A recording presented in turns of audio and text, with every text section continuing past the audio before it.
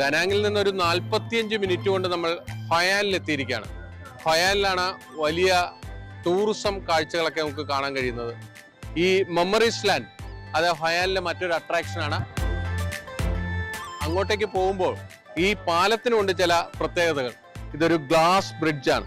ഈ glass bridge ഓരോ സമയത്തും ഇതിന്റെ ഇങ്ങനെ നിറം മാറിക്കൊണ്ടിരിക്കും. ഈ പാലവും അതോടൊപ്പം തന്നെ ഈ ലേക്കും മാത്രമല്ല ഇനിയും ചില കാഴ്ചകൾ നമുക്ക് വേണ്ടി ഈ മെമ്മറീസ് ലാൻഡിൽ ഒരുക്കിയിട്ടുണ്ട്.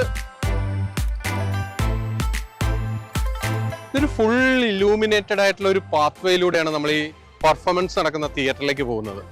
അത് മാത്രമല്ല നമുക്കിവിടെ കണ്ടു കഴിഞ്ഞാൽ നമ്മുടെ താമരക്കുളം പോലെ ഉള്ളതാണ്. അത് ലേക്കിൻ്റെ ഒരു ഭാഗം, അത് താമരകളൊക്കെ വെച്ച് ലൈറ്റ് ചെയ്ത് വെച്ചിരിക്കുക. ഇവിടെ റെസ്റ്റോറൻറ്റുകളുണ്ട്, ഒരുപാട് റൈഡ്സ് ഉണ്ട്. അങ്ങനെ ഈ രാത്രിയിൽ ഒരുപാട് പേര് ടൂറിസ്റ്റുകൾ വരുന്നൊരു സ്ഥലം കൂടിയാണിത്.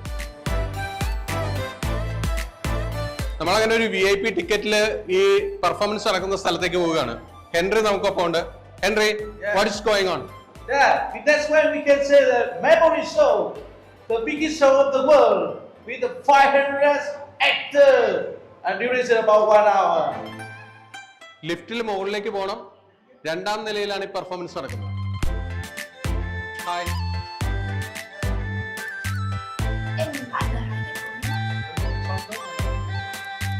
ഇതൊരു ഓപ്പൺ എയർ ഷോയാണ്. ആ ഷോ കാണാനായിട്ട് എല്ലാവരും ഇവിടെ ഇങ്ങനെ തയ്യാറായിരിക്കുകയാണ്. ഒരു ഓപ്പൺ എയർ തിയേറ്ററിലാണ് ഈ ഷോ നടക്കുന്നത്. ഇവിടെ നേരത്തെ തന്നെ ടിക്കറ്റൊക്കെ റിസർവ് ചെയ്തുകൊണ്ട് നമുക്ക് ഇവിടെ സീറ്റ് എല്ലാം സജ്ജീകരിച്ചിട്ടുണ്ട്. നമുക്ക് എല്ലാവർക്കും ഇവിടെ ഇരുന്ന് ഈ ഷോ കാണുകയും ചെയ്യാം.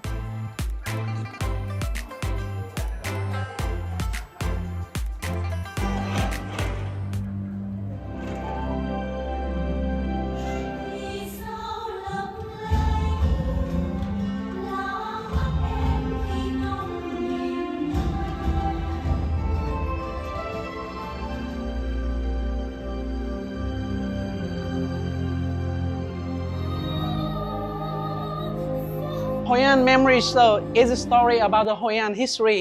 From the beginnings in the firstborn until the present in the Ao Dai, it's the Hoi An woman beauty iconic. Just as the humans, we created everything from the fishing, farm, and building the house. The Aztec in here is almost is close to the 500. In the Vietnam, it is the most biggest show in the Vietnam in that time.